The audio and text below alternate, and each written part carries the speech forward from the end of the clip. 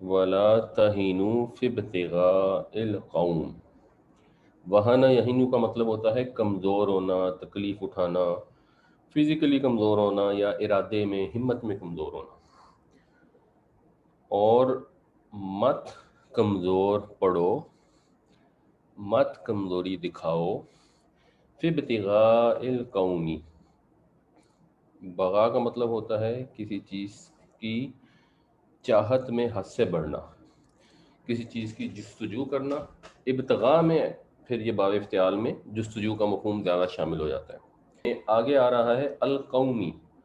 تو القومی ایک قوم کو ڈھونڈنے کی جستجو، مطلب یہ ہے کہ دشمن قوم کے تعاقب میں کمزوری نہ دکھاؤ، دشمن قوم کو پرسو کرنے میں کمزوری نہ دکھاؤ، کم ہمتی نہ دکھاؤ. ان تکونو، اگر تم ہو، یعنی بیسیکلی یہ تھا تکونونا. ان یہاں پہ کنڈیشنل آئے تو پھر وہ نون ختم ہو گئی. ان تکونو اگر تم ہو، تعلمون. اس طرح جب یہ تکونو تعلمون کے ساتھ آتا ہے نا تو یہ ایک طرح سے اس کو کر دیتا ہے ذرا کنٹینیوس ٹینس ٹائپ. تم ایسا کرتے تھے، یہ مفہوم ہو جاتا ہے. تو اگر تم دکھ اٹھاتے ہو، اگر تم تکلیف اٹھاتے ہو، یعنی دشمن سے مقابلہ ہوتا ہے اور تمہیں زخم آتے ہیں، تمہیں تکلیف ہوتی ہے، فَإِنَّهُمْ يَعْلَمُونَ، تو انہوں بھی تکلیف ہوتی ہے. یہ وہی علم ہے جو اردو میں سوال ہوتا ہے. تو علیم یعلم کا مطلب ہوتا ہے دکھ اٹھانا، جس سے پھر علیم کا لفظ بھی ہے جو عذاب علیم میں آتا ہے. تو بے شک وہ بھی تکلیف اٹھاتے ہیں، کما تعلمون، جیسے تم تکلیف اٹھاتے ہو. یہ پیچھے بھی بات گزری تھی سورہ آل عمران میں جب غزوہ احد کا معاملہ ہوا تھا. تو وہاں اللہ تعالیٰ نے فرمایا تھا ان یمسسکم کرہن فقد مس القوم کرہم مثلہ، کہ اگر تمہیں چوٹ پہنچی ہے تو دشمن کو بھی تمہاری طرح ہی چوٹ پہنچی ہے. تو اگر ہمارا مقابلہ ہوگا اور ہو سکتا ہے کچھ لوگ زخمی ہوں، کسی کی جان جائے، تو ان کی بھی جائیں گی. تو اس حساب سے تو یہ برابر ہے. اس وجہ سے یعنی جہاد کی ترغیب دی جا رہی ہے، جہاد پر ابھارا جا رہا ہے. جو اس پیچھے جتنی آیتیں آ رہی ہیں ان کا سلسلہ کلام یہی ہے. یہ بتایا جا رہا ہے کہ جیسے دنیاوی لحاظ سے وہ ہیں تکلیف اٹھانے میں یا فائدے حاصل کرنے میں، ویسے ہی تم ہو. لیکن ایک بہت بڑا فرق ہے، وَتَرْجُونَ مِنَ اللَّهِ، اور تم امید رکھتے ہو اللہ سے، تم توقع رکھتے ہو اللہ سے. رجا یرجو پیچھے تو امید ماننا، جس سے پھر یہ رجا کا لفظ اردو میں بھی استعمال ہوتا ہے امید کے معنوں میں. ما لا یرجون، جو وہ نہیں امید رکھتے. تمہیں اللہ سے وہ توقع ہے جو انہیں نہیں ہے. وہ مشرک ہیں، ان کو تو اللہ تعالیٰ کے پاس جا کے اس جنگ کے بدلے میں کوئی ریوارڈ نہیں مل رہی. تم جب ان سے جنگ کرو گے تو تمہیں اللہ تعالیٰ اعلیٰ ترین ریوارڈ عطا فرمائیں گے، جو میں سب سے بڑھ کے رب سماوات کی خوشنودی خود ہے، اور جو بھی جنتیں ملیں گی اور ان میں جو بھی انعامات ہوں گے. تو تمہیں وہ توقع ہے ان کو، تو تم جہاد سے کیوں گھبراؤ؟ تو تمہیں جہاد پہ شوقین ہونا چاہیے. وَكَانَ اللَّهُ عَلِيمًا حَكِيمًا، اور اللہ تعالیٰ جاننے والا ہے، حکمت والا ہے. یعنی اگر جہاد میں تمہیں کوئی تکلیف آ گئی، کوئی زخم آیا، کوئی شہید ہو گیا، آزمائش پہنچی، اس نقصان پہنچنے میں اللہ تعالیٰ کی علم اور حکمت کا تقاضا ہے جو سچویشن پیش آتی ہے. جیسے ہم نے ایک حکمت ڈسکس کی تھی جب نبی کریم صلی اللہ علیہ وسلم کے دندان مبارک شہید ہوئے غزوہ احد میں، اور مسلمانوں میں یہ خوف پیدا ہو گیا کہ شاید آپ دنیا سے ہی گزر گئے ہیں. تو بہت زیادہ دکھ پہنچا اور مسلمان جو ہیں وہ اس سچویشن میں چلے گئے کہ بس اب زندگی کا کیا کرنا ہے. اور کیونکہ جنگ کا موقع تھا تو اس وقت جو ذرا ہمت والے تھے یا اس وقت جو میچور انف تھے، انہوں نے ان کو کہا کہ ٹھیک ہے اللہ کے رسول نہیں بھی رہے تو ہم نے تو پھر جان ہی دیں گے. اور وہ اس جان دینے کے لیے پھر وہ دوبارہ اٹھے، اور پھر ایکچولی جو دشمن کو فتح ہو چکی تھی اس کی فتح پھر نیوٹرل سچویشن میں کنورٹ ہو گئی اور وہ چلا گیا. اور وہ اس وقت جو مسلمانوں نے دکھ جھیلا اس کا فائدہ جو ہوا وہ بعد میں ہوا کہ جب نبی کریم صلی اللہ علیہ وسلم ایکچولی دنیا سے گئے تو پھر مسلمانوں میں اتنی کیپیسٹی تھی کہ اس کو ہینڈل کر سکے. تو وہ بے شمار حکمتیں ہوتی ہیں اللہ تعالیٰ کی, اس میں اہل ایمان کی تربیت ہوتی ہے, ان کی اصلاح ہوتی ہے. غزوہ احد میں شکست ہو گئی تو اس کے بعد پھر کبھی نہیں ہوئی. پھر تقریباً خلفائے راشدین کے دور میں مجھے تو کوئی یاد نہیں ہے, شاید ایک بھی ایسا نہیں ہوا واقعہ جس میں مسلمانوں کو شکست ہوئی. ہر جگہ جا کے فتح پائی, کیونکہ پھر میدان میں ڈٹے رہے, پھر جو لیڈر کے حکم تھے ان کی ہمیشہ تعمیل کی. اور یہ ہم پر بھی اپلائی ہوتا ہے. کئی دفعہ ایسا ہوتا ہے جس کو ہم کہتے ہیں کہ ہر کام میں اللہ کی حکمت ہوتی ہے, اگر کوئی تکلیف دکھ پریشانی پہنچتی ہے جو ہم نے خود اپنی حرکتوں سے نہ کریٹ کی ہو. یہ نہیں کہ ایک آدمی خود ہی اپنے آپ کو چاقو مار لے اور کہ جی اللہ کی کوئی حکمت ہوگی, جا کے کسی کو گالیاں بکے اور کہ جی اللہ کی کوئی حکمت ہوگی. اپنے اعمال کے اوپر اللہ کی حکمت کو اپلائی نہیں کرنا چاہیے, لیکن اللہ تعالیٰ جو بھی دکھ پریشانی تکلیف دوسروں کی وجہ سے اگر آپ کو کوئی پہنچتی ہے تو اس میں اللہ کی حکمت ہوتی ہے, اور اس چیز سے ایکچولی فائدہ اٹھانا چاہیے. when you know کہ اچھا جی یہ تکلیف آ گئی, پریشانی آ گئی, چلو اللہ کی مرضی ایسی ہی ہوگی, تو اس سے آپ میں ہمت قائم رہتی ہے. پھر آپ ڈپریشن میں نہیں جاتے, انگزائٹی کا نہیں شکار ہوتے ہیں. پھر آپ اپنے کام پہ فوکس کرتے ہیں کہ اچھا یار میں اپنا کام صحیح طریقے سے کروں, میرے کام میں اگر وہ خامی ہے تو میں اس کو چیک کروں کہ اس کی وجہ سے نہ ہو رہی. اگر کوئی ایکسٹرنل فیکٹر ہو گیا تو کوئی بات نہیں, اللہ کی مرضی. وَلَا تَهِنُوا فِي ابْتِغَاءِ الْقَوْمِ إِن تَكُونُوا تَعْلَمُونَ فَإِنَّهُمْ يَعْلَمُونَ كَمَا تَعْلَمُونَ وَتَرْجُونَ مِنَ اللَّهِ مَا لَا يَرْجُونَ وَكَانَ اللَّهُ عَلِيمًا حَكِيمًا. اور مت کم ہمتی دکھاؤ دشمن کے تعاقب میں. اگر تم دکھ اٹھاتے ہو تو بے شک وہ بھی دکھ اٹھاتے ہیں تمہاری ہی طرح, اور تم تو امیدوار ہو اللہ سے, تم تو اللہ سے وہ توقع رکھتے ہو جو وہ نہیں رکھتے, اور اللہ تعالیٰ علم والا ہے اور حکمت والا ہے.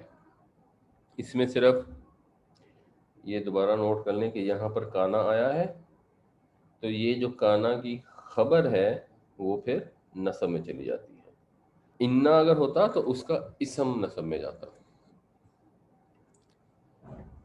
انا انزلنا, یہ جو انا ہے اس کو انا ہی پڑھنا چاہیے. کچھ لوگ اس کو انا پڑھتے ہیں, بلکہ اکثر لوگ جب ہم کوئی فوت ہو جاتا ہے تو ہم کہتے ہیں انا للہ, تو وہ انا ہے تھوڑا سا اس کو لمبا کرنا چاہیے, کیونکہ اگر آپ صرف انا پڑھیں گے تو اس کا تو مطلب ہوگا بے شک.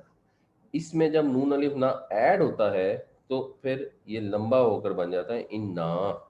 تو انا انزلنا الیک الکتاب بالحق, کی بے شک ہم نے اتاری آپ کی طرف کتاب حق کے ساتھ. لتحکما, یہ لام زیر لی جو ہے, جو لام امر جس کو کہہ لیں یا لام کئی کہہ لیں, یہ نصب دیتی ہے مضارع کو. لتحکما تاکہ تو فیصلہ کرے, ہم ادب سے ترجمہ کر لیتے ہیں تاکہ آپ فیصلہ کریں, ویسے ترجمے دونوں صحیح ہیں. بین الناسی, لوگوں کے درمیان. اب یہ بالکل یہ سٹائل ہم اردو میں استعمال کرتے ہیں, بین الاقوامی, قوموں کے درمیان. تو بین الناسی, لوگوں کے درمیان, یعنی یہ کتاب جو اللہ نے اتاری ہے یہ حق کے ساتھ اتاری گئی ہے, ایک پرپس کے ساتھ اتاری گئی ہے, اور اس کا مقصد یہ ہے کہ اس کے ذریعے لوگوں کے درمیان فیصلہ ہوگا. تو اگرچہ فقہ کی کتابوں میں انہوں نے قرآن اور صحیح حدیث کی روشنی میں فقہ مرتب کیا ہے, غور فکر کر کے قانون مرتب کیا ہے, لیکن جو بنیادی فیصلہ ہے وہ اللہ کی کتاب سے ہوگا. اگر کسی کو اس میں آرگومنٹ میں اختلافات ہیں تو پھر قانون اس پہ بیس نہیں کرے گا. جیسے ہم نے ایک مثال ڈسکس کی تھی جب حضرت عمر رضی اللہ عنہ نے ایک فیصلہ کیا کہ حق مہر کی ایک لمٹ ہوگی, کیونکہ لوگوں نے بہت زیادہ حق مہر رکھنا شروع کر دیا تھا اور ایکچولی غریبوں کے لیے شادی میں مشکل بھی پیش آنی شروع ہو گئی تھی. تو ایک بوڑھی عورت نے کھڑے ہو کے کہا کہ اللہ نے اپنی کتاب میں یہ اجازت دی ہے کہ ڈھیروں ڈھیر حق مہر دے سکتے ہو, تم کون ہوتے ہو اس پہ پابندی لگانے والے. تو اب حضرت عمر رضی اللہ عنہ مفتی بھی تھے, فقیہ بھی تھے, حکمران بھی تھے, امیر المومنین تھے, جلیل القدر صحابی تھے, عشرہ مبشرہ میں سے تھے, خلیفہ راشد تھے, آپ کا کہا ہوا قانون نہیں بن گیا، جو بھی آپ نے اپنی انڈرسٹینڈنگ ڈیولپ کی تھی، قانون وہی ہے جو اللہ کی کتاب میں ہے، اس کو کوئی بھی چیلنج کر سکتا ہے۔ تو ہم نے یہ کتاب اتاری حق کے ساتھ، تاکہ آپ لوگوں کے درمیان فیصلہ کریں بما اراک اللہ۔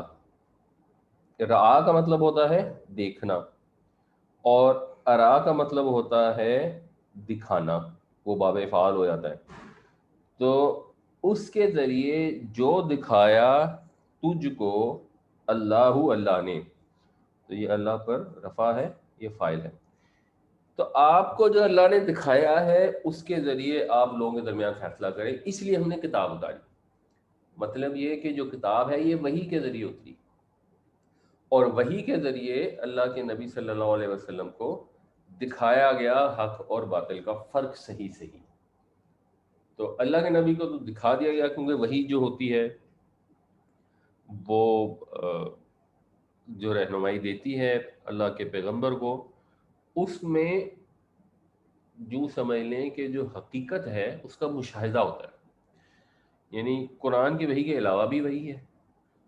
وہ خواب بھی حضور کو آتے تھے، اس کے لیے بھی یہ دکھانے کا لفظ استعمال ہوتا ہے۔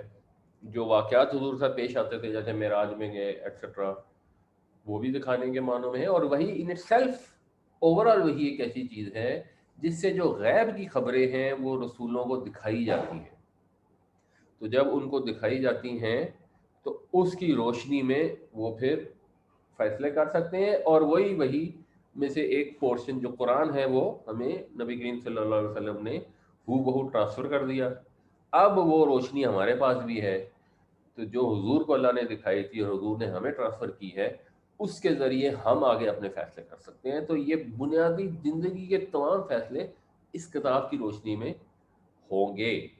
اگر اس کتاب میں نہیں ملیں گے تو پھر جو اگلی سورسز ہیں کہ صحیح حدیث پر جائیں گے، یا اگر صحابہ کا اجماع مل جائے گا، یا پھر آپ انالوجی کریٹ کریں گے کہ اچھا جی یہ گائے کے اوپر تو یوں زکوٰۃ ہے تو پھر بھینسوں پہ کیا ہوگی، اور اگر بکرا جو ہے وہ ذبح کر کے کھانا جائز ہے تو کیا ہرن بھی ہوگا یا نہیں ہوگا، یا کوئی نیا جانور ایسا جو ادھر پایا جاتا ہو عرب میں نہ پایا جاتا ہو وہ ہوگا یا نہیں ہوگا۔ یہاں جو بیان کیا جا رہا ہے وہ یہ بیان کیا جا رہا ہے کہ اب بات ہو رہی ہے منافقین کی، جو پیچھے پورا کانٹیکس چلا آ رہا تھا کہ یہ منافق ہیں جو دوسرے ملکوں میں بھی رہ رہے ہیں، دوسرے قبیلوں میں، اور آ نہیں رہے ہیں، تو ان کا سٹیٹس منافق والا ہے۔ اب منافق مدینہ میں بھی تھے اور ان کی بھی بے شمار سازشیں اور بے شمار حرکتیں تھیں۔ تو یہاں یہ بتایا جا رہا ہے کہ جب ان کے اندر اختلاف ہوگا، جو آپ نے ڈٹرمن کرنا ہے کہ ایک مومن کون ہے اور منافق کون ہے، تو وہ پتہ اللہ کی کتاب سے لگے۔ ہم نے ڈٹرمن کرنا ہے تو ہم نے تو ڈٹرمن کرنا ہے اپنی ذات کے لیے کہ ہمارا عمل کون سا ہے مومنوں والا اور کون سا ہے منافقوں والا۔ کہیں ہم منافقوں کی کیٹیگری میں تو نہیں چلے گئے، اس کے لیے بھی پتہ اس کتاب سے ہی چلے گا۔ یہ کتاب ہی اس کی کسوٹی ہے، کیا اس میں لکھا ہے یہ پہلے ہمیں پتہ ہونا چاہیے۔ تو پہلے اس کو سمجھیں، پڑھیں، اور اس کے بعد اپنے اعمال کا معائنہ کریں۔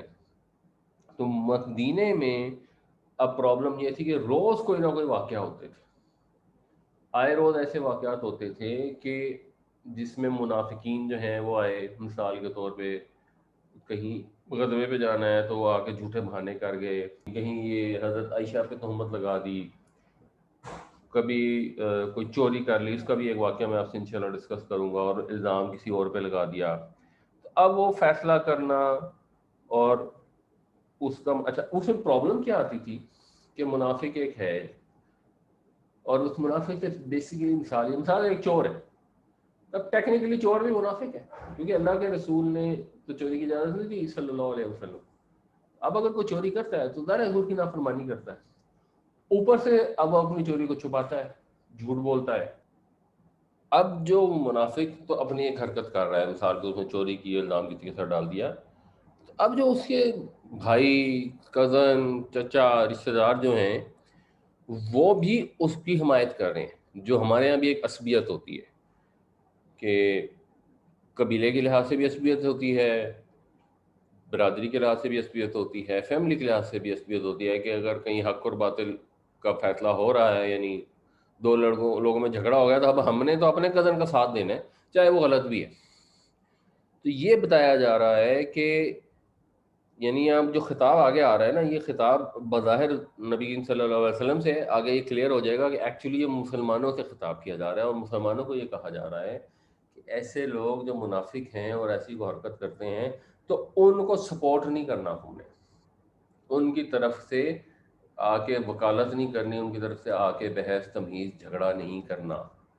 آپ نے حق کا ساتھ دینا ہے اور منافقوں کو پہچاننا ہے اللہ کی کتاب کی روشنی میں. تو ولا تکن، اور مت ہو جاؤ، للخائنین، خائنین کے لیے، ان لوگوں کے لیے جو خیانت کرتے ہیں، جو اپنا وعدہ کر کے اس میں خیانت کرتے ہیں. یہ ایمان کے لحاظ سے جو خائن ہے. خصیمہ، خصیمہ یقسیمہ کا مطلب ہوتا ہے زبان سے جھگڑا کرنا. تو خصیم ویسے بہت زیادہ جھگڑا کرنے والے کو بھی کہتے ہیں، بہت زیادہ بحث کرنے والے کو کہیں گے. تو خائنین کے لیے، بدعہدوں کے لیے بحث کرنے والے نہ بنے، بدعہدوں کی حمایت کرنے والے نہ بنے. انا انزلنا الیک الکتاب بالحق لتحکم بین الناس بما اراک اللہ ولا تکن للخائنین خصیما.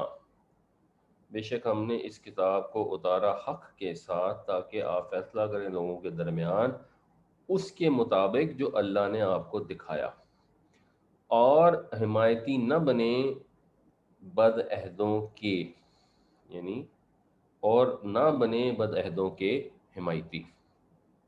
پھر آگے ڈیٹیلز کی آگے آ رہی ہے، وَاسْتَغْفِرِ اللَّهِ ان اللہ کان غفورا رحیما.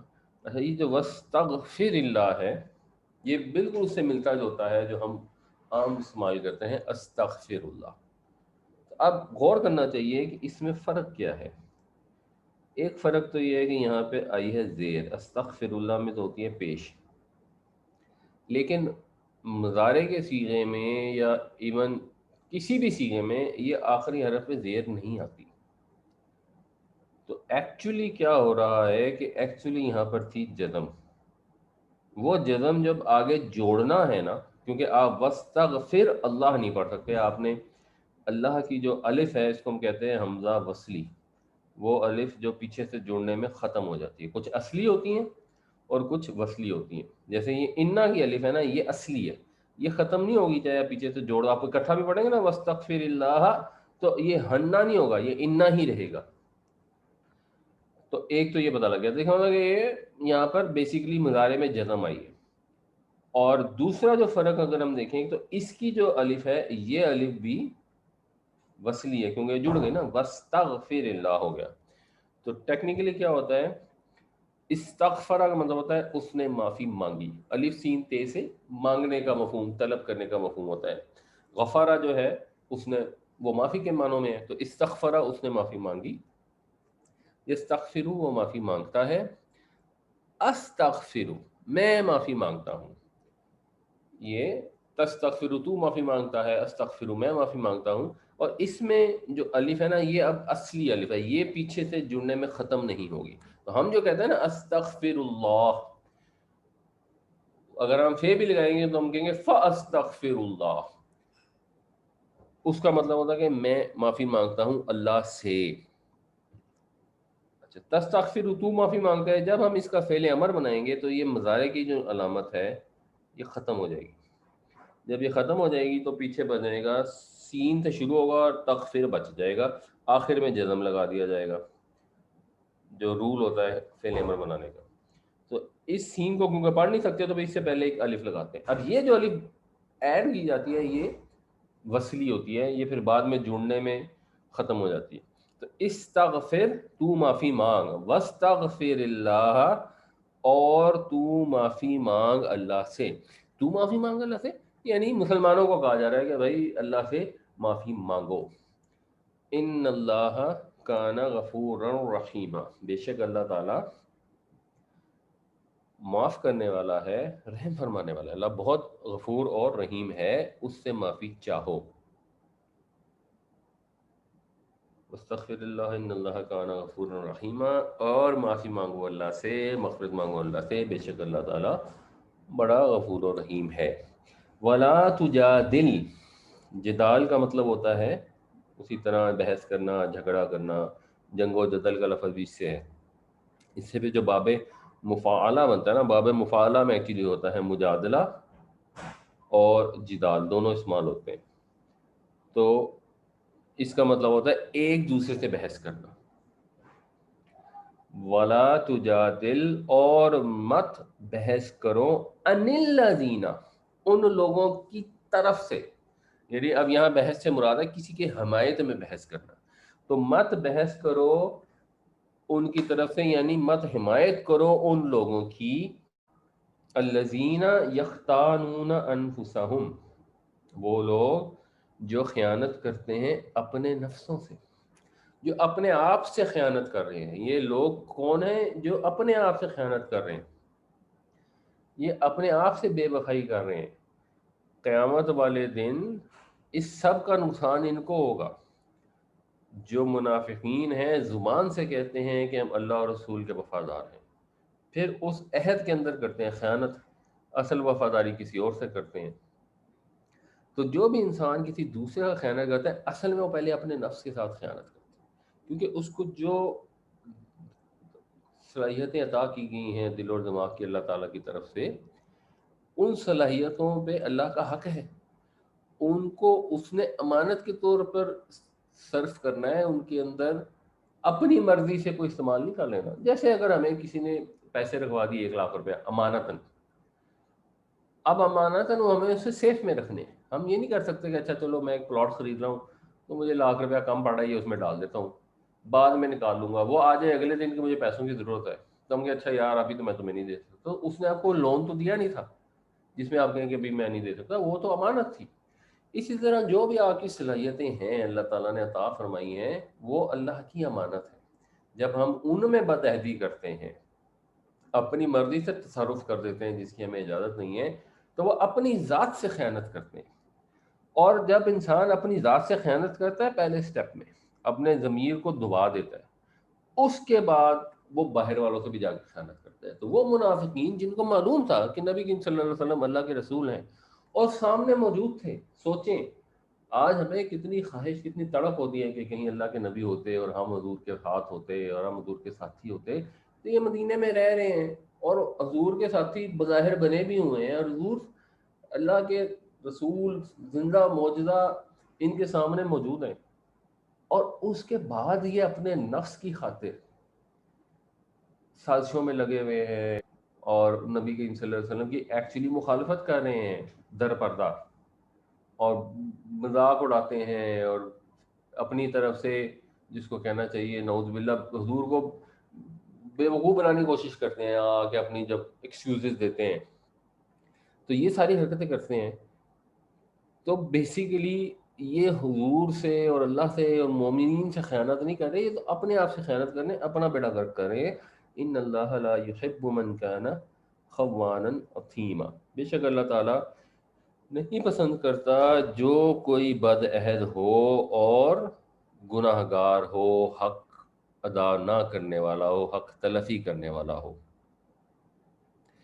اور یہ جو لا تجادل ہے، یہ بیسیکلی کہا جا رہا ہے مسلمانوں کو، اور بیسیکلی ان مسلمانوں کو کہا جا رہا ہے جو حمایت کرتے تھے منافقین کی سادہ لوہی میں، اپنے قریبی ہونے کی وجہ سے، دوست ہونے کی وجہ سے یا رشتہ دار ہونے کی وجہ سے، اور اس چیز کو کلیئرلی جج کیے بغیر ان کی سپورٹ کرنے کے لیے.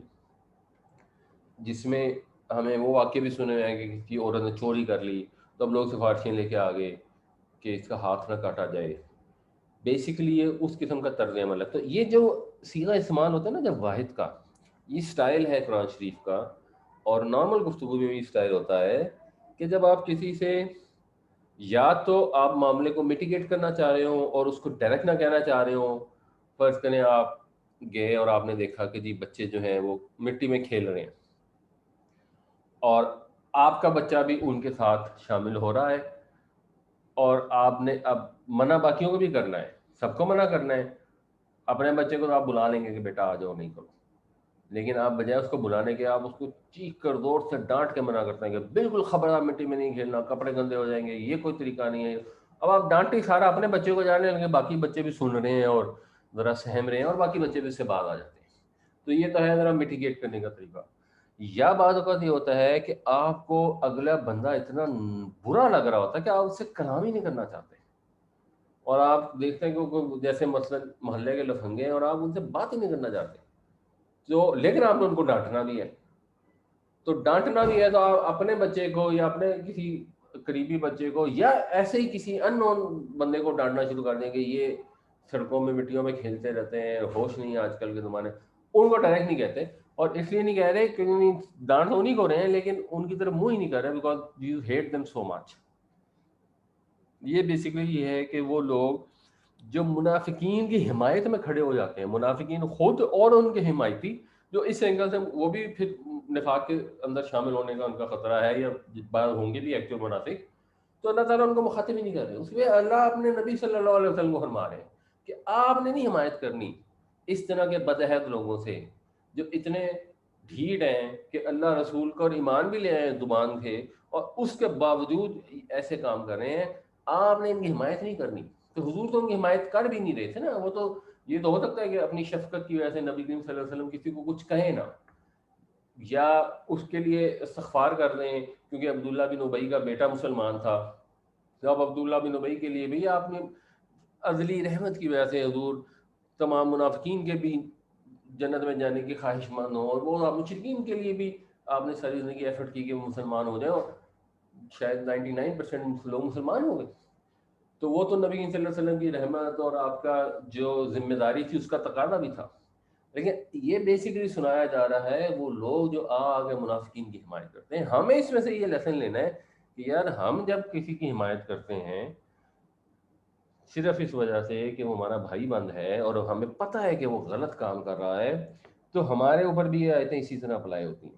تو یہ صیغہ واحد کا ہے، لیکن کہا دیگر مسلمانوں کو یا منافقین کو سنایا جا رہا ہے. تو وَلَا تُجَادِلْ عَنِ الَّذِينَ يَخْتَانُونَ أَنفُسَهُمْ إِنَّ اللَّهَ لَا يُحِبُّ مَنْ كَانَ خَوَّانًا أَثِيمًا. اور مت حمایت کیجئے ان لوگوں کی جنہوں نے خیانت کی اپنے آپ سے، بے شک اللہ تعالیٰ ان لوگوں کو پسند نہیں کرتا جو بد عہد ہیں، جو حق تلف ہیں. یستخفون، الف سین تے کا مطلب ہوتا ہے طلب کرنا، خے فے اور یہ خفا اخفا چھپانا پوشیدہ ہونا. تو خفا یخفی کا مطلب ہوتا ہے چھپنا پوشیدہ ہونا. پھر استخفا کا مطلب ہو گیا کسی چیز کو چھپانا یا اپنے آپ کو چھپانا. تو یہاں اپنے آپ کو چھپانے کے لیے ہے یستخفون من الناس، وہ چھپتے ہیں لوگوں سے. جو بھی غلط کام کرتا ہے لوگوں سے چھپ کے کرنے کی کوشش کرتا ہے نا. خاص طور سے اگر منافق ہے تو اب وہ تو اوپنلی نہیں اپنے سازش یا اپنے جو اس کا ذہن میں خیالات ہیں ان کا اظہار کرتا. اوپر اوپر سے مسلمان ہے، اندر سے چھپ چھپ کے وہ اپنی حرکتیں کرتا ہے. تو لوگوں سے تو وہ چھپتے ہیں، یعنی باقی مومنوں سے تو چھپتے ہیں یہ منافق. ولا یستخفون من اللہ، اور اللہ سے تو نہیں چھپتے. اللہ سے تو کوئی چھپ ہی نہیں سکتا، وہ پاسبل ہی نہیں ہے. تو لوگوں سے تو چھپ جاتے ہیں، اپنی حرکتوں کو چھپا لیتے ہیں، اللہ سے نہیں چھپا سکتے. وَهُوَ مَعَهُمْ، اور وہ ان کے ساتھ ہوتا ہے. اِذْ يُبَيِّتُونَ، بات ہے ابھی تو رات بتانا، اس میں پھر یہ باب تفیل کہ رات کو بڑے اہتمام سے بتانا، یعنی رات میں کوئی سازش کرنا، رات میں کوئی پلاننگ کرنا، رات میں کوئی حملہ کرنا. اس رات میں کوئی اہم کام کرنے کے معنوں میں آتا ہے. اور عام طور پہ رات میں جو اہم کام ہوتے ہیں یا وہ شب خون ہوتا ہے یا کوئی سازش ہوتی ہے، ورنہ تو اہم کام آپس میں مل کے راتوں کو نہیں ہوتے. راتوں کو اللہ کی عبادت ہوتی ہے یا انسان سوتا ہے. لیکن جو حرکتیں شیطانی ہیں وہ رات کے اندھیرے میں ہوتی ہیں. ان شیطانی حرکتوں میں ان کی آپس کی سرگوشیاں اور سازشیں بھی شامل ہیں. تو جب یہ راتوں کو سرگوشیاں کرتے ہیں، سازشیں کرتے ہیں، تو ان کے ساتھ ہوتا ہے. تو راتوں کو وہ کیا کرتے ہیں سازشیں؟ ما لا یردا من القول، نہیں جس کو وہ پسند کرتا قول میں سے، یعنی وہ باتیں جو اللہ کو پسند نہیں ہے وہ باتیں کرتے ہیں راتوں کو بڑے اہتمام کے ساتھ. یعنی مطلب یہ ہے کہ جب وہ ناپسندیدہ سرگوشیاں کرتے ہیں، سازشیں کرتے ہیں، تو وہ چھپ نہیں سکتے. وہ راتوں کو کر کے مومنوں سے تو چھپ جائیں گے، انسانوں سے تو چھپ جائیں گے، اللہ سے نہیں چھپتے. وَكَانَ اللَّهُ بِمَا يَعْمَلُونَ مُحِيطًا، اور اللہ ہے اس کے ساتھ جو وہ عمل کرتے ہیں محیط، گھیرے ہوئے، احاطہ کیے ہوئے. تو اللہ تعالیٰ ان کے اعمال کا احاطہ کیے ہوئے ہے. جو بھی کر رہے ہیں، ہمارے لیے بھی یہی لیسن ہے کہ ہم جو بھی کام غلط کرتے ہیں دنیا سے تو چھپا لیں گے، اللہ سے تو نہیں چھپ سکتا. یہ ہمارے دین کا بیسک کانسیپٹ ہے جو احسان کے معنوں میں ہے.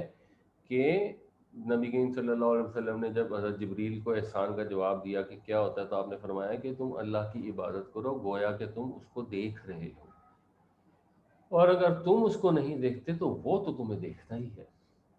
جب ہم نے نماز پڑھنی ہے تو تب بھی یہ فیلنگ جو ہے اپنے اندر ڈیولپ کرنی ضروری ہے کہ اللہ تعالیٰ ہمیں دیکھ رہا ہے، اس کے حضور میں کھڑے ہیں.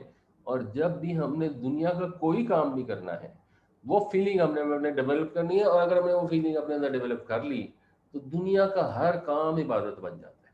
جب انسان میں اندر سے یہ احساس ہر وقت موجود ہو کہ اللہ تعالیٰ مجھے دیکھ رہا ہے، اس کو اللہ یاد ہو، اس کو یہ احساس ہو کہ میں نے قیامت کے دن جا کے اللہ تعالیٰ کے سامنے کھڑے ہونا ہے، الذین یظنون انہم ملاقو ربہم، تو پھر اس صورت میں وہ جو کام بھی کرے گا ایکچولی وہ ہر کام عبادت بن جاتا ہے. یہ اسلام کا یہ نظریہ احسان ہے. اسلام میں بنیادی طور پر نیک عمل اس سینس میں کیا جاتا ہے کہ اللہ دیکھ رہا ہے، اور بنیادی طور پر نیک عمل اپنی گلٹ کے تحت اور ضمیر کے تحت بھی نہیں، ضمیر سپورٹ کرتا ہے. اسلام کا بنیادی کانسیپٹ یہ ہے کہ ہم نے اللہ کے حضور حاضر ہونا ہے، اور اس سینس میں سزا کا خوف بھی ہے کہ اللہ تعالیٰ سزا نہ دے، اللہ تعالیٰ ہم سے غضبناک نہ ہو، ہم سے ناراض نہ ہو. تو وہ ہمارے تمام اعمال کو گھیرے ہوئے ہیں. یستخفون من الناس ولا یستخفون من اللہ وهو معهم اذ یبیتون ما لا یرضى من القول وکان اللہ بما یعملون محیطا. وہ چھپتے ہیں لوگوں سے اور نہیں چھپتے اللہ سے، حالانکہ وہ ان کے ساتھ ہوتا ہے. جب وہ، یا کیونکہ بھی اس کا مطلب کر سکتے ہیں ویسے اس کا، لیکن ویسے یہ واو حالیہ ہے تو اس کا ایک مطلب یہ بھی ہے کہ وہ اللہ سے چھپنے کی کوشش نہیں کرتے، یعنی ان کو پرواہ ہی نہیں ہے. They don't care.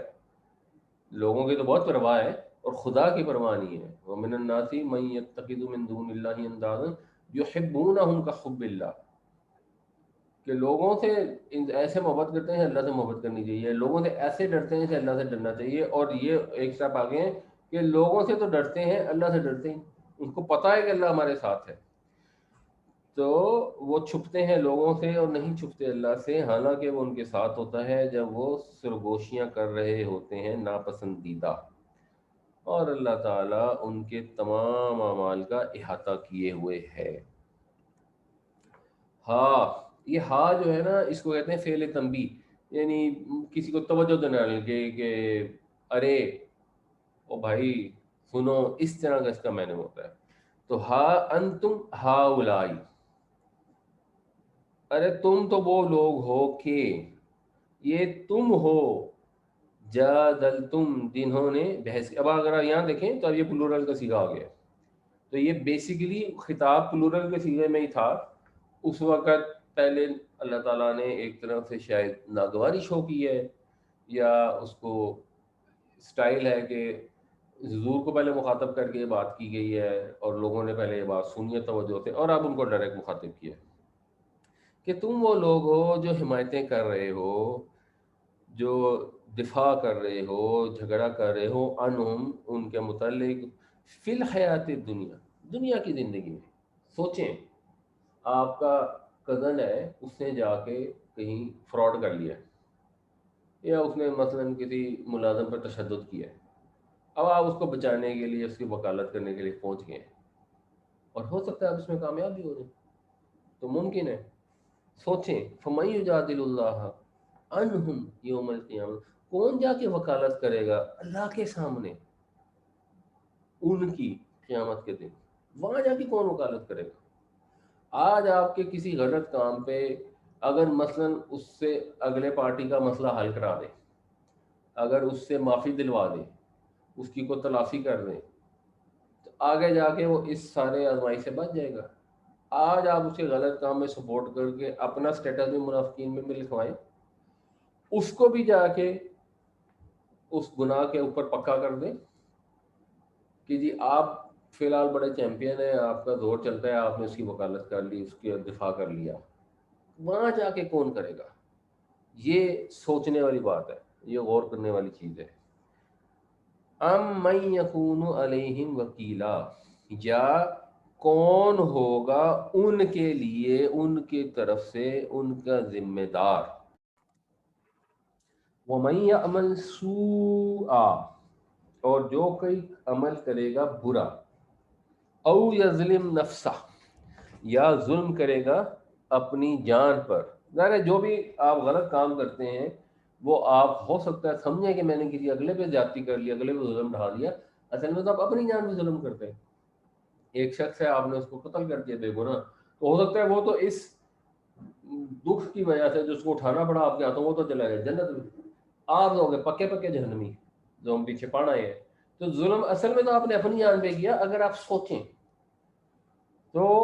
اور جو کوئی کرے گا برا عمل یا ظلم ڈھائے گا اپنے جان پر، ثم یستغفر اللہ، پھر وہ اللہ سے معافی چاہے گا، یعنی آپ نے دیکھا کہ آپ کا بھائی غلط کام کر رہا ہے تو اس کو سپورٹ نہ کریں، بلکہ اس کو یہ سمجھائیں کہ اس کی تلافی کرو اور اللہ سے معافی چاہو۔ یہ ہے صحیح طریقہ۔ یجد اللہ، وہ پائے گا اللہ کو، غفور الرحیمہ، معاف کرنے والا، رحم فرمانے والا۔ اللہ تعالیٰ تو بہت بخشنے والا، بہت مہربان ہے۔ جو توبہ کی شرائط ہیں ان کو پورا کریں، بہت زیادہ امکان ہے کہ اللہ تعالیٰ معاف فرما دیں گے، اور اگر امیجیٹلی توبہ کر دیں گے پھر تو پکی پکی بات ہے کہ اللہ تعالیٰ معاف فرما دیں گے۔ جو غلط کام کیا ہے اس کے اوپر شرمندگی ہو، آئندہ کبھی بھی نہ کرنے کا پکا ارادہ ہو، اور جو اس کا اگر کسی کا حق تلف ہوا ہے تو اس کو کمپنسیٹ کریں، اس کو ریمبرس کریں کسی طریقے سے، اور اللہ سے معافی مانگے گڑ گڑا گڑ گڑا کے، تو امید ہے اللہ تعالیٰ معاف کر دے گا۔ یہ ہے صحیح طریقے کا۔ اور اگر خود بھی ڈھیٹ بن جائیں گے اور آپ کے بھائی بند رشتہ دار بھی آگے آپ کی سپورٹ میں کھڑے ہو جائیں گے، تو پھر سارے جا کے وہاں پہ مسئول ہوں گے، وہاں جا کے خوار اور پریشان ہوں گے، وہاں پھر اللہ تعالیٰ کو رحیم نہیں پائیں گے۔ ایسی صورت میں پھر اللہ تعالیٰ قہار ہے، پھر وہاں اللہ تعالیٰ جبار ہوگا۔ جس نے معافیاں مانگ لی ہوں گی اپنے رب سے، وہ اپنے رب کو غفور و رحیم پائے گا۔ جس نے اپنی حرکتیں درست کر لی ہوں گی، اپنے اعمال کی اصلاح کر لی ہوگی، تو اللہ تعالیٰ تو بہت معاف کرنے والا ہے۔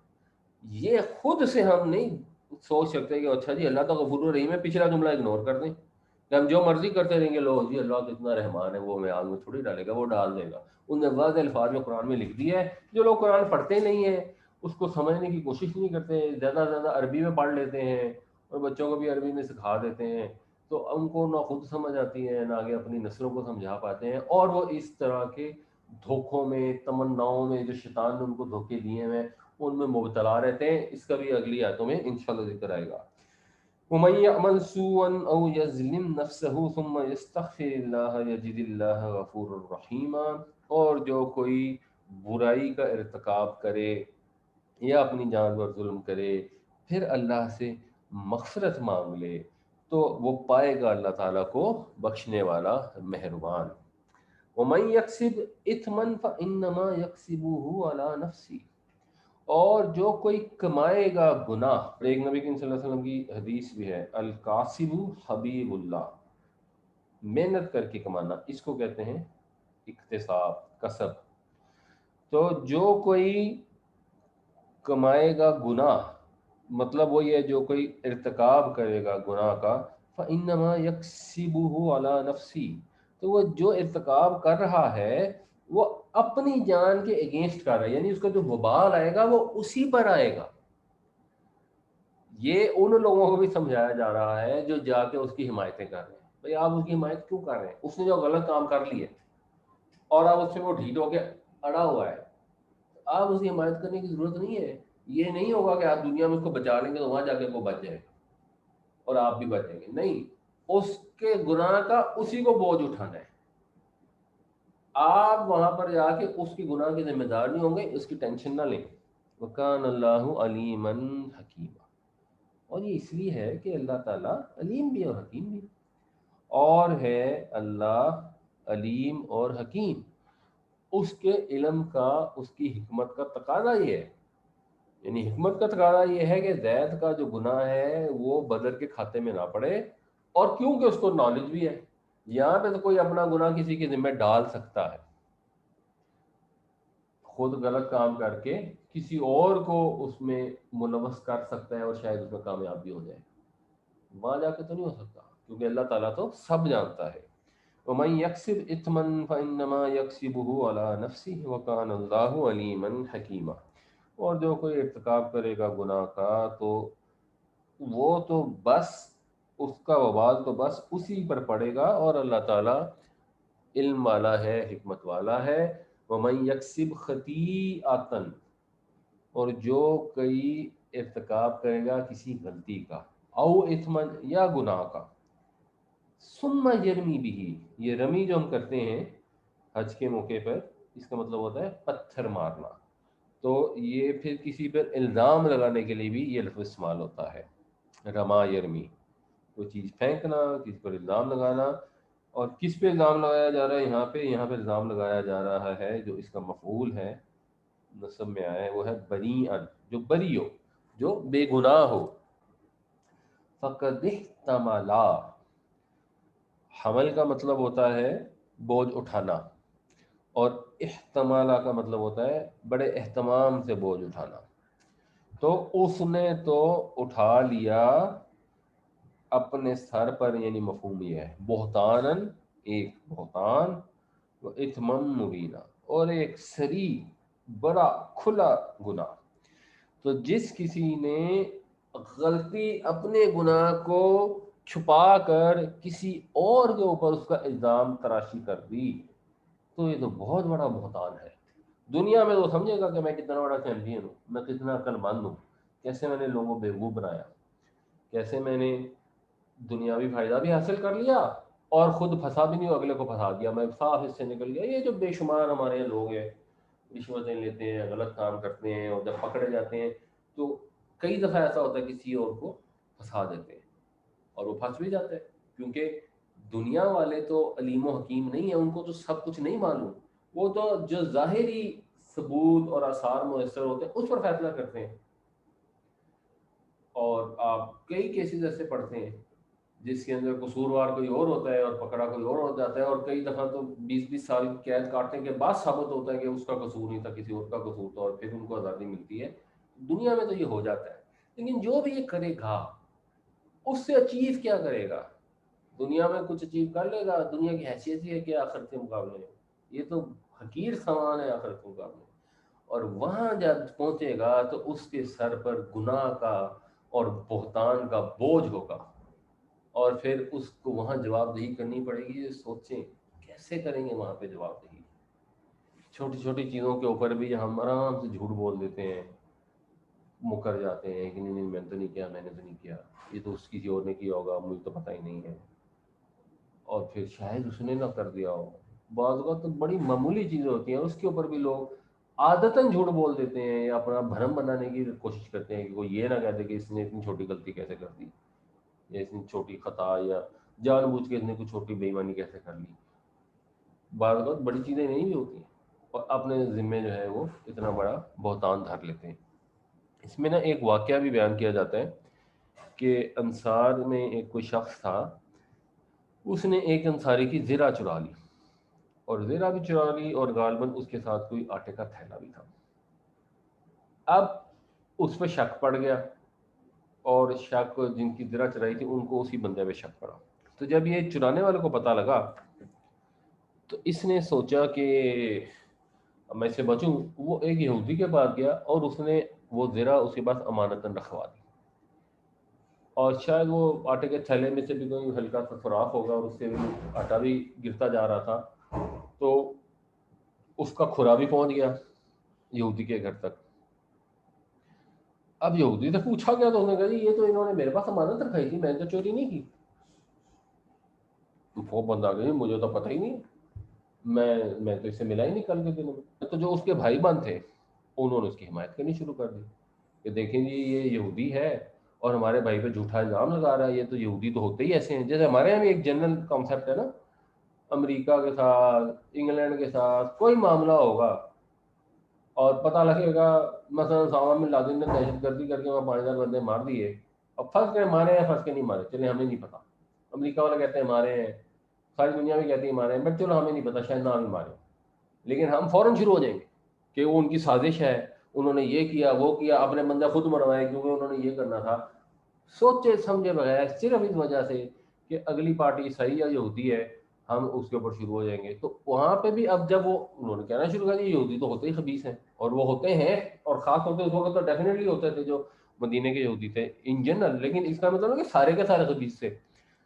تو اس پہ اب سچویشن ایسی ہو گئی کہ نبی کریم صلی اللہ علیہ وسلم بھی شاید اس یہودی کے خلاف فیصلہ کر دیتے. تو پھر وہی کے ذریعے اللہ تعالیٰ نے حضور کو مطلع فرما دیا کہ یہ یہودی سچا ہے اور یہ شخص جھوٹا ہے, اور ایکچولی اس نے چوری کی ہے. اور پھر وہ شخص وہاں سے فرار ہو گیا اور مکہ چلا گیا, مرتد ہو گیا.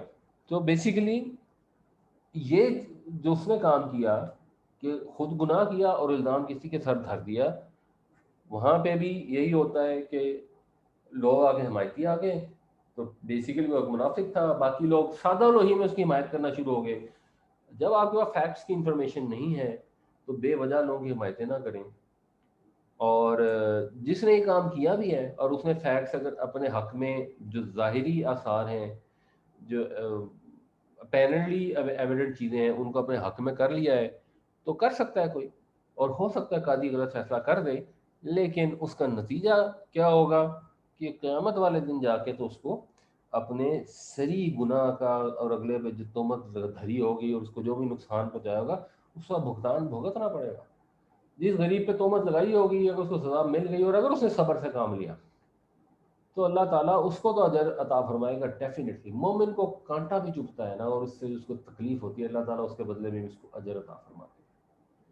آدمی مسجد سے نماز پڑھ کے نکلا اور اس نے جیب میں ہاتھ ڈالا اور اس کو لگا کہ یار میرے تو پیسے نہیں ہیں, اور پھر اس نے دوسری جیب میں ہاتھ ڈالا تو اس کو مل گئے, تو جو اتنے سے عرصے میں اس کو جو پریشانی ہوتی ہے نا اس پہ بھی اللہ تعالیٰ اس کو اجر عطا فرماتے ہیں.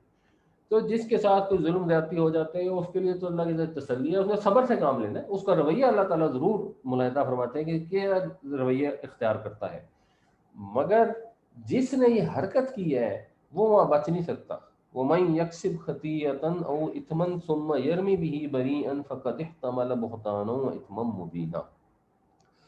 اور جو کوئی ارتکاب کرے گا کسی غلطی یا گناہ کا پھر بہتان دھرے گا اس کا کسی بے گناہ پر, تو اس نے تو اپنے سر لیا ایک بہت بڑا بہتان اور گناہ. وَلَوْلَا فَضْلُ اللَّهِ عَلَيْكَ وَرَحْمَتُهُ, اور اگر نہ ہوتا اللہ کا فضل اور اس کی رحمت آپ کے اوپر, لَحَمَّتْ, ہم یہ ہمو کا مطلب بھی وہی ہوتا ہے ہمت کرنا, ارادہ کرنا, ٹھان لینا. تو لحمت طائفتن, طائفہ مؤنث ہے تو اس کے ساتھ یہ مؤنث کا صیغہ آیا ہے ماضی میں, تو ایک گروہ نے تو ٹھان ہی لی تھی, منہم ان میں سے, ان یضلوک کہ گمراہ کر دیں بے راہ کر دیں آپ کو, وما یضلون الا انفسهم, اور وہ نہیں بے راہ کرتے مگر اپنے آپ کو, وہ راستے سے بھٹکانے کی کوشش کر رہے ہیں آپ کو, وہ لیکن خود ہی بھٹکتے ہیں. یہ جو اب یہ اس پرٹیکولر واقعے کی وجہ سے بات نہیں ہو رہی ہے, ایک اوور آل بات ہو رہی ہے کہ منافقین کی پوری جماعت تھی جو پہلے عبداللہ بن ابی کی سرپرستی میں یہ فنکشن کرتی تھی, مختلف موقعوں میں سازشیں کرتی تھی. غزوہ احد میں 300 لوگ لے کے عین میدان جنگ سے فرار ہو گئے بہانہ کر کے, حضرت عائشہ رضی اللہ عنہا کے اوپر, ام المومنین ہماری ماں کے اوپر انہوں نے تہمتیں لگائیں, اور اس طرح کی دن بدن کئی کام تھے. تو اللہ کی رحمت تھی, وہ اتنے ڈینجرس لوگ تھے کہ انہوں نے تو پکا ٹھانا ہوا تھا کہ تم وہ کسی طریقے سے بھٹکا کے دم لیں گے مسلمانوں کو, مگر کون گمراہ کسی کو کر سکتا ہے؟ انسان خود ہی گمراہ ہوتا ہے بیسیکلی. وما یدعونک من شیء، اور وہ نہیں بگاڑ رہے تمہارا کچھ بھی. اگر وہ راہ حق پہ چلنے سے ہٹ گئے ہیں اور دوسروں کو ہٹانے کی کوشش کر رہے ہیں اور آپ ڈٹے ہوئے ہیں تو آپ کا تو کچھ نہیں بگڑے گا، وہ خود ہی جا کے کھڈے میں گریں گے. اگر تو ظاہری طور پہ ابو جہل ٹائپ لوگ اگر ہوں، مطلب یہ تو منافقین کی بات ہو رہی ہے، بٹ اگر کوئی سرکش لوگ ہوں اور اگر کوئی وہ کسی کو دنیاوی طور پہ کوئی نقصان پہنچا بھی لیں تو وہ تو معمولی اور عارضی ہے، بنیادی طور پہ وہ کوئی نقصان آپ کو نہیں پہنچا رہے. اور وہ منافقین کا بیسک دور ہی ٹوٹ چکا تھا ایونچولی، تو وہ اب دنیاوی لحاظ سے بھی نقصان پہنچانے کے قابل نہیں رہتے، بس ان کی سازشیں تھیں اور اللہ تعالیٰ نے اکثر ان کی سازشیں جو ہیں وہ ویسے ان کے راس فاش کر دی. وَلَوْلَا فَضْلُ اللَّهِ عَلَيْكَ وَرَحْمَتُهُ لَهَمَّتْ طَائِفَةٌ مِّنْهُمْ أَن يُضِلُّوكَ وَمَا يُضِلُّونَ إِلَّا أَنفُسَهُمْ وَمَا يَضُرُّونَكَ مِن شَيْءٍ. اور اگر نہ ہوتا اللہ کا فضل آپ پر اور اس کی رحمت، تو ٹھان ہی لی تھی ایک گروہ نے ان میں سے کہ وہ بھٹکا کے رہیں گے آپ کو، اور وہ نہیں بھٹکاتے مگر اپنے آپ کو، اور وہ نہیں نقصان پہنچا سکتے آپ کو کچھ بھی. وَأَنزَلَ اللَّهُ عَلَيْكَ الْكِتَابَ وَالْحِكْمَةَ، اور اللہ نے نازل کی آپ پر کتاب اور حکمت. وَعَلَّمَكَ مَا لَمْ تَكُنْ تَعْلَمْ، اور آپ کو وہ علم دیا، وہ چیز سکھائی جو آپ نہیں جانتے تھے. وَكَانَ فَضْلُ اللَّهِ عَلَيْكَ عَظِيمًا، اور آپ پر بہت بڑا فضل ہے اللہ تعالیٰ کا. یعنی یہ مسلمانوں کو بتایا جا رہا ہے کہ بھائی یہ جو ادھر ادھر کے لوگ ہیں اور جو منافقین ہیں اور ایون یہودی ہیں اور جو مشرک سازشیں کر رہے ہیں، یہ سارے لوگ، یعنی وہاں بیسک بات تو منافقین کی ہوتی ہے لیکن اگر اس کو اپلائی کریں گے تو سب پہ اپلائی ہوتی ہے، یہ تمہیں بھٹکانے کی کوشش کر رہے ہیں. جیسے ہمارے یہاں بے شمار چیزیں ہیں، یہ انڈیا کے ایجنٹ ہیں، وہاں سے پروپیگنڈا سائٹس ہیں ان کی، اور وہ بھٹکانے کی کوشش کر رہے ہوتے ہیں. تو مسلمانوں کو بھٹکانے کے لیے طرح طرح سے لوگ کوششیں کریں گے. ویجیلنٹ رہنا ہے آپ نے ان سے، پہلی بات تو یہ ہے. اور دوسری بات یہ ہے کہ آپ نے فوکس کرنا ہے اللہ کے رسول کی کتاب اور صحیح حدیث پر. کتاب میں جو احکامات ہیں اور جو ان کے اخلاقی پہلو ہیں، یعنی ان دونوں سے مل کے مراد قرآن شریف بھی ہو سکتی ہے، اور کتاب سے مراد قرآن شریف بھی ہو سکتی ہے، اور حکمت سے مراد جو نبی صلی اللہ علیہ وسلم نے اس کی تصویر بیان فرمائی ہے وہ بھی ہو سکتی ہے. تو آپ نے فوکس اس پہ کرنا ہے، قرآن و سنت کے اوپر. جب اس پہ فوکس کریں گے، اس نعمت کی دل سے قدر کریں گے جو اللہ نے آپ کو عطا کی. یعنی یہ نعمت، یہ قرآن، یہ تو نہ پہلے کسی کے پاس تھا نہ اب کسی کے پاس ہے. یہ تو اتنی بڑی نعمت ہے، وہ چیز اللہ نے ہمیں عطا کر دی علم کے اندر جو کسی کے پاس ہے ہی نہیں، اور ہمارے پاس تو بالکل بھی نہیں تھا اور کسی کے پاس بھی نہیں ہے. تو اس نعمت کی قدر کریں، اس کتاب اور حکمت کے اوپر فوکس کریں، اس کے ذریعے پہچانیں، اس کے ذریعے اپنے فیصلے کریں، تو ڈیفینیٹلی جو اللہ تعالیٰ کا فضل ہے اس سے ہم فائدہ اٹھائیں گے. اور وہ لوگ جو بھٹکانے کی کوشش کر رہے ہیں وہ خود ہی بھٹکے ہوئے اور خود اس کا سزا بھگتیں گے. وَأَنزَلَ اللَّهُ عَلَيْكَ الْكِتَابَ وَالْحِكْمَةَ وَعَلَّمَكَ مَا لَمْ تَكُنْ تَعْلَمْ وَكَانَ فَضْلُ اللَّهِ عَلَيْكَ عَظِيمًا. اور اللہ نے نازل فرمائی تم پر کتاب و حکمت، اور تمہیں وہ چیز سکھائی جو تم نہیں جانتے تھے، اور اللہ کا تم پر بڑا فضل ہے. لا خیر فی کثیر من نجواہم، یہ جو ہے نا نجا، نون جیم اور واو، اس کا مطلب ہوتا ہے کسی سے علیحدہ ہونا. تو اسی سے پھر لفظ نجات بھی نکلتا ہے جس میں آپ کسی مصیبت سے بچ جاتے ہیں، الگ ہو جاتے ہیں. اور اسی سے لفظ سرگوشیوں کا بھی نکلتا ہے کہ وہ بھی آپ کہیں علیحدہ ہو کر سرگوشیاں کرتے ہیں. تو لا خیر فی کثیر من نجواہم، ان کی بہت ساری سرگوشیوں میں کوئی خیر نہیں ہے. یہ نا ایک منافقین کا طریقہ کار، ایک تو پیچھے جو ان کی سرگوشیاں تھیں جن کا ذکر ہے، جو راتوں کو بیٹھ کے پلاننگیں کرتے تھے اور بعض اوقات مجلسوں میں بیٹھے نا یہ ایک دوسرے کو سرگوشیاں کرتے رہتے تھے، تو ان میں کوئی خیر نہیں ہوتی. اور جنرلی سرگوشیاں کرنے سے مجلس میں منع کیا گیا. الا من امر بصدقۃ، مگر یہ کہ اگر کوئی مشورہ دے صدقے کا، او معروف، یا کسی نیکی کے کام کا، او اصلاح بین الناس، یا لوگوں کے درمیان اصلاح کرنے کا، تو اگر کوئی ایسے مشورے دے سرگوشی کی شکل میں تو اس میں تو خیر ہے. بٹ یہ لوگ جو سرگوشیاں کرتے ہیں ان میں سے اکثر میں کوئی خیر نہیں ہوتی. وَمَن يَفْعَلْ ذَلِكَ ابْتِغَاءَ مَرْضَاتِ اللَّهِ، مرضات رضا سے ہے، اس کا مصدر ہے یہ رضیہ یرضا، یعنی رضا، اور ابتغاء اہتمام سے جستجو کرنا، تلاش کرنا، مرضات اللہ، اللہ کی رضائیں، اللہ کی مرضیاں۔ تو جو کوئی ایسا کرے گا، یعنی کوئی سرگوشی کرے گا اللہ کی رضا جوئی میں، اللہ کی رضا حاصل کرنے کے لیے، فسوف نؤتیہ اجرا عظیما، ان قریب ہم دیں گے اس کو، عطا یا عطی، وہ پہنچا، وہ پہنچتا ہے، آتا یؤتی وہ پہنچاتا ہے، یہ باب فعال ہو جاتا ہے، یؤتی وہ پہنچاتا ہے یعنی وہ دیتا ہے، نؤتی ہم دیتے ہیں، سوفا نؤتی ہم دیں گے، جب سوفا لگتا ہے تو پھر یہ مستقبل کے ساتھ مخصوص ہو جاتا ہے، تو ہم اس کو دیں گے اجرا عظیما، بہت بڑا اجر۔ تو جو لوگ ایسے ہوں گے جو اللہ کی رضا کی خاطر ایفرٹ کریں گے اور اس میں سرگوشیاں بھی کر رہے ہوں گے، تو وہ بری نہیں ہے، اور بلکہ اس کے بدلے تو ہم انہیں ایک اجر عظیم عطا فرمائیں گے۔ لا خیر فی کثیر من نجواہم الا من امر بصدقة او معروف او اصلاح بین الناس ومن يفعل ذلك ابتغاء مرضات اللہ فسوف نؤتیہ اجرا عظیما۔ نہیں ہے بھلائی ان کی اکثر سرگوشیوں میں، مگر کوئی اگر مشورہ دے صدقے کا یا نیکی کا یا لوگوں کے درمیان اصلاح کرنے کا، اور جو کوئی ایسا کرے گا اللہ کی رضا جوئی میں، تو ہم اس کو اجر عظیم عطا فرمائیں گے۔ وَمَن يُشَاقِقِ الرَّسُولَ مِن بَعْدِ مَا تَبَيَّنَ لَهُ الْهُدَىٰ، شک ہونا، پھٹ جانا، شین قاف قاف، پھر جب دو پارٹیاں آپس میں ہوں تو دو پارٹیوں کے لیے اگر استعمال ہوگا تو اس کا مطلب ہوتا ہے اختلاف ہونا، شقاق، ایک دوسرے کے مخالف ہو جانا۔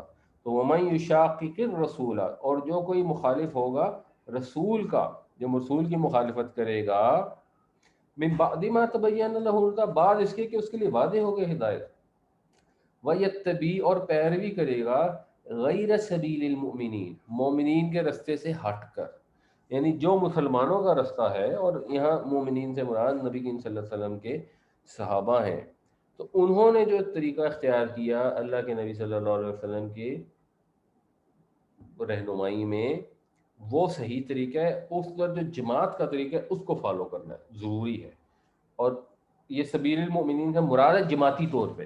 تو مثال کے طور پہ صحابہ نے جیسے نماز پڑھی ہم ویسے ہی نماز پڑھتے ہیں، یعنی اس میں یہ سمجھنے والی بات ہے کہ ٹیکنیکلی جو ڈیفینیشن ہے اس کے لحاظ سے تو ہمیں ہر ایک کو صحابی کنسیڈر کرتے ہیں، چاہے وہ منافق بھی ہو، ڈیفینیشن سے تو ہم اس کو ڈفرینشیٹ نہیں کر سکتے، کیونکہ سب منافقین کے تو حال نہیں پتہ تھا، لیکن جب جماعت کی بات ہو رہی ہے تو اس میں جو رول فالو کیا گیا، اور پھر اس کے لیے نبی کریم صلی اللہ علیہ وسلم کی ایک حدیث بھی ہے کہ میری سنت پر اور میرے خلفائے راشدین کی سنت پر عمل کرو، یعنی جو خلفائے راشدین تھے اور جس میں سب متفق ہیں، جس میں کوئی اختلاف نہیں ہے، کہ حضرت علی تک جو تھے، یا زیادہ لوگ حضرت امام حسن کو شامل کر لیتے ہیں، ان کا ویسے ہی دور بہت مختصر سا تھا، تو چاروں جو خلفائے راشدین ہیں ان کا جو طریقہ کار ہے، انہوں نے جس طرح فیصلے کیے اور امپلیمنٹ کیے اور ان کے دور میں جس طرح عمل ہوتا رہا، بیسیکلی وہ سنت ہے، اس کے لیے اجماع کا لفظ بھی استعمال ہوتا ہے۔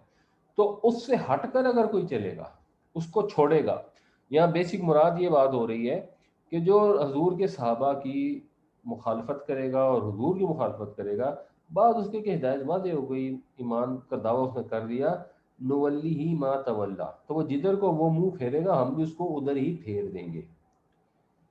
یہ تولا جو ہے نا، یہ ہے باب تفاعل، تولا یا تولو، اس کا جب ان آتا ہے اس کا مطلب ہوتا ہے منہ پھیرنا، ویسے جو یہ واو لام یہ کا مطلب ہوتا ہے کسی کے قریب ہونا، کسی کے پیچھے جانا،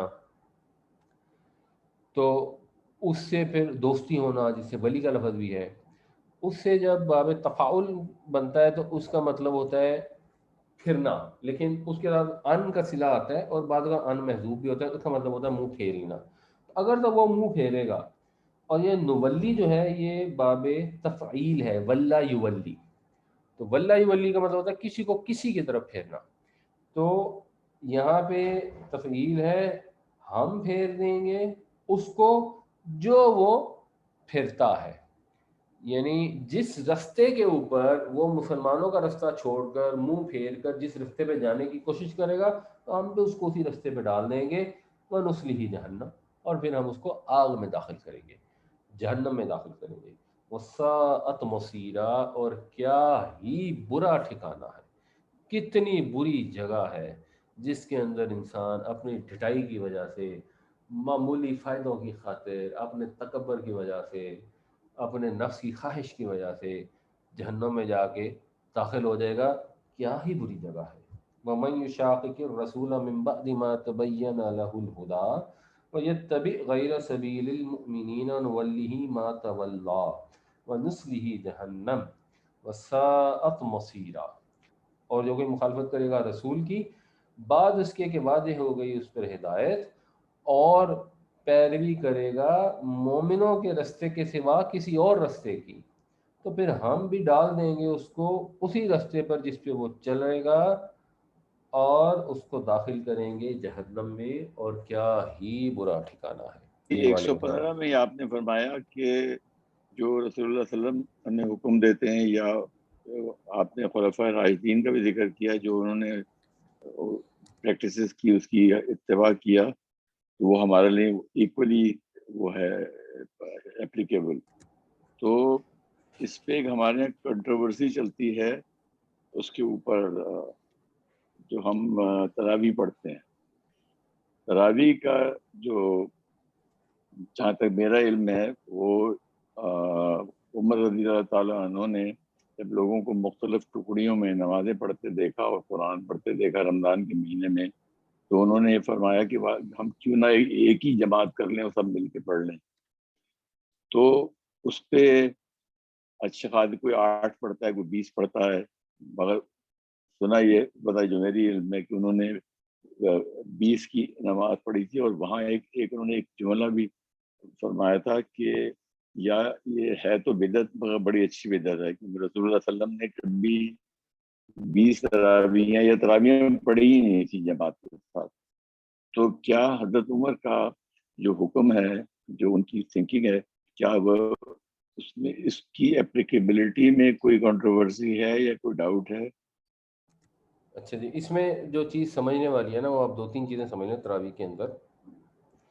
پہلی بات تو یہ طے ہے کہ اگر نبی کریم صلی اللہ علیہ وسلم نے کوئی طریقہ رائج نہیں کیا، تو اب وہ سٹیٹس خلفائے راشدین کے پاس بھی نہیں ہے کہ اس کو رائج کریں، جس کی میں نے اگزامپل دی تھی کہ حضرت عمر نے جب مہر پہ پابندی لگائی تو لوگوں نے اعتراض کیا، اور پھر حضرت عمر نے وہ پابندی واپس لے لی۔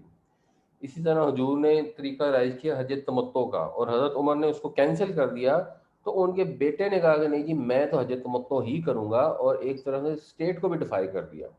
تو یہ جو اسٹیٹس خلفائے راشدین کو یہ نہیں حاصل کہ نبی کریم صلی اللہ علیہ وسلم کوئی طریقہ رائج کریں اور اس کو مخالف کو طریقہ رائج کریں، اور ایسا ہوا بھی نہیں۔ بریفلی میں آپ کو بتا دیتا ہوں۔ پہلی بات تو یہ ہے کہ نبی کریم صلی اللہ علیہ وسلم پر ایک نماز فرض تھی جس کو کہا جاتا ہے تہجد۔ ایک چیز تو یہ ہوگی نمبر 1۔ دوسری چیز یہ ہے کہ نبی کریم صلی اللہ علیہ وسلم رمضان میں مکمل قرآن ختم فرماتے تھے، یہ بھی ایک دوسری چیز ہو گئی۔ تیسری چیز یہ ہے کہ ایسا ہوا کہ 2-3 دن، بس 2-3 دن آپ نے جماعت سے یہ نماز پڑھی تہجد کی مسجد میں، یعنی جماعت سے ایسا پڑھی کہ آپ مسجد میں پڑھنے آئے اور کوئی لوگ پیچھے کھڑے ہو گئے، تو آپ نے 2-3 دن پڑھی، اس کے بعد آپ نے اس کو منع فرما دیا، یعنی ڈسکنٹینیو کر دیا کہ لوگوں کا فرض نہ ہو جائے۔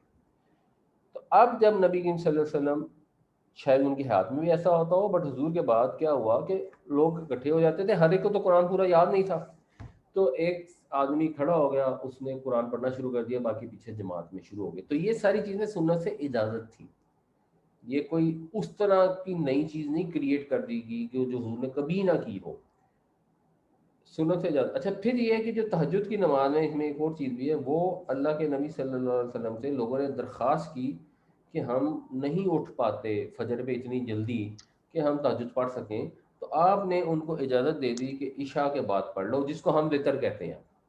تو عشاء کے بعد پڑھنے کی اجازت بھی حضور نے دی۔ رمضان میں پورا قرآن مکمل کرنا بھی حضور کی سنت ہے۔ جماعت سے بھی آپ نے 2-3 دن لوگوں نے حضور کے ساتھ پڑھ لی، تو اس کا مطلب اس کی بھی اجازت حاصل ہے۔ تو یہ ساری چیزوں کی اجازت مسلمانوں کے پاس تھی۔